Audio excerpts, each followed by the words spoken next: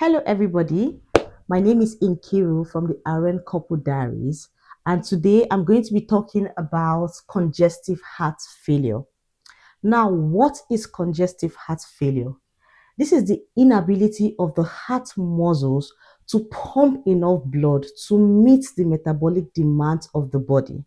This just simply means that there is a decreased cardiac output. Okay, now what are the risk factors of the congestive heart failure?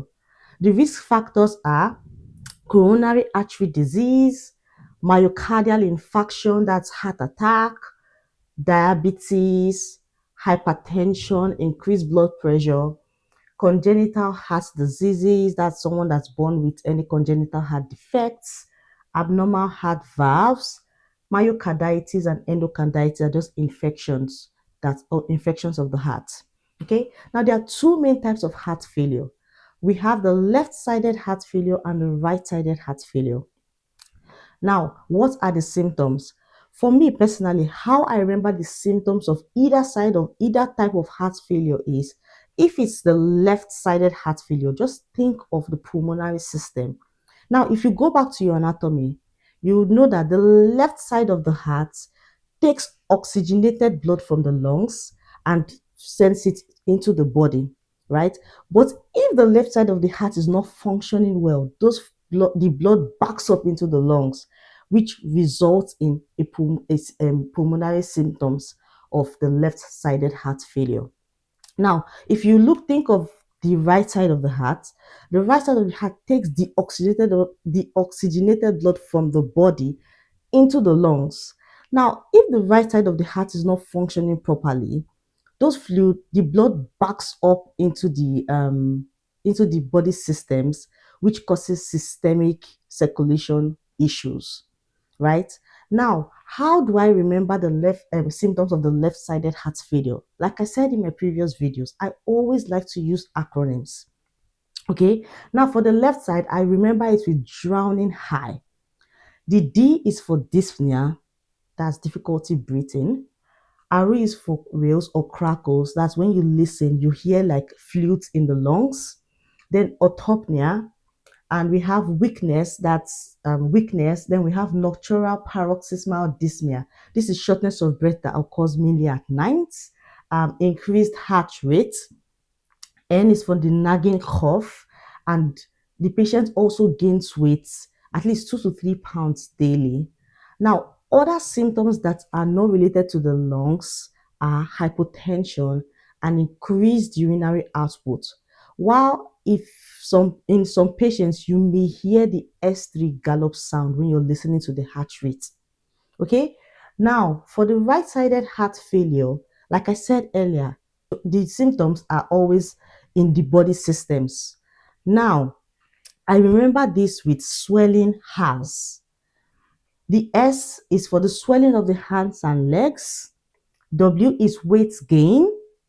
E is for edema, and the edema is usually pitting. Okay, then we have the large neck vein, which is also known as the jugular vein distension. This is like a hallmark sign of right-sided heart failure.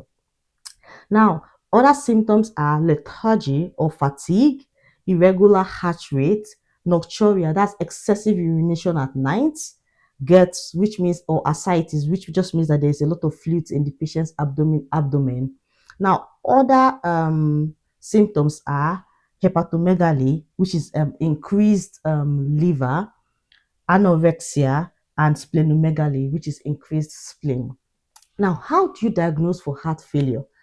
The diagnosis for heart failure includes blood tests or biomarker or cardiac biomarkers. And one significant blood test that you see is an increased BNP. Okay. Now, other diagnoses that you can carry out are chest X-ray, MRI, CT scan, coronary angiogram, and stress test. Now, if a patient is diagnosed of heart failure, what are the interventions? So for me, we have both the pharmacological and the nursing interventions. For the pharmacological intervention, the doctor can prescribe any medication such as morphine, beta blockers, digoxin, diuretics, or ACE inhibitors. Now, what are the nursing interventions?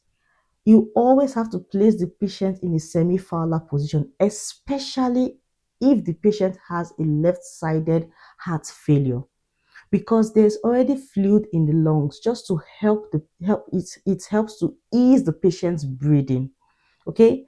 Now, other nursing interventions are you have to balance the periods between rest and activity for the patient, because the patient cannot be inactive for so long, because it's going to like worsen the patient's situation. The patient cannot be too active either, because it can lead to exacerbation.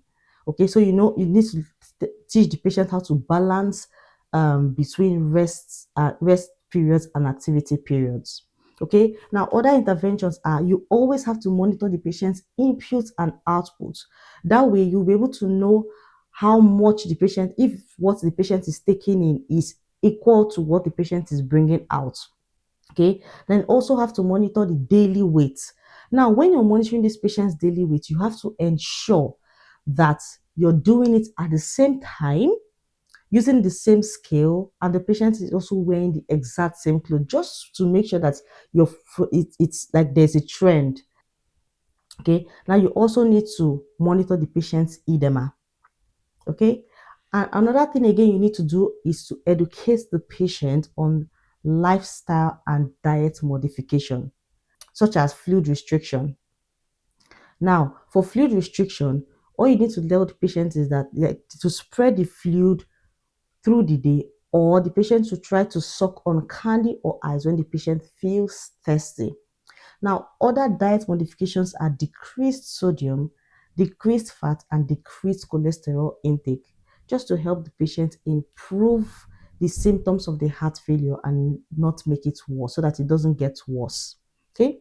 Thank you so much for listening. And if you have any questions or if you have any topics, feel free to drop it in the comment section.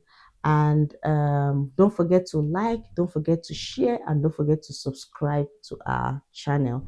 Thank you so much and have a wonderful day. Bye.